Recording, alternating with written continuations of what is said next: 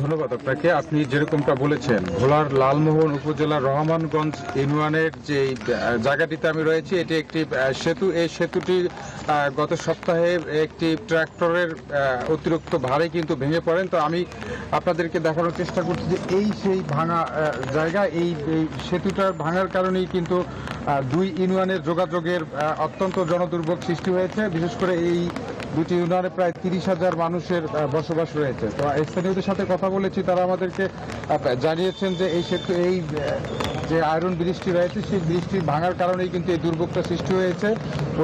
স্থানীয় এলজিএডির পক্ষ থেকে এসে ব্রিজটি পর্যবেক্ষণ করেছেন, কিন্তু এখন পর্যন্ত কোনো সিদ্ধান্ত নেওয়া হয়নি। তো স্থানীয়রা সাময়িকভাবে যাতায়াতের জন্য বাঁশ এবং সুপারি গাছ দিয়ে কিন্তু যাতায়াতের একটি সচল করেছেন এবং এর মধ্যেই তারা যাতায়াত করছেন। তো সব মিলিয়ে বলা যায় যে এই সেতুটির কারণে দুর্ভোগ সৃষ্টি হয়েছে। স্থানীয়রা চাচ্ছেন যত দ্রুত সম্ভব এই সেতুটি পুনরায় সংস্কার করে অথবা নতুন করে সেতুটি নির্মাণ করলে এখানকার যে 30,000 মানুষের বসবাস রয়েছে তারা যাতায়াত করতে পারতেন। এছাড়া সেতুটি ভাঙার কারণে কিন্তু এখন রোগী সহ অন্যান্য জরুরি কাজও কিন্তু বিঘ্ন করছেন। বিশেষ করে স্কুল কলেজ পড়ুয়া শিক্ষার্থীরাও কিন্তু অনেকটা সমস্যায় পড়তে হয়েছে। তো আমার কাছে এই ছিল ভোলা থেকে লালমোহনের রহমানগঞ্জ ইউনিয়নের যে আয়রন ব্রিজ ভেঙেছে সেই ব্রিজের কাছ থেকে সর্বশেষ তথ্য।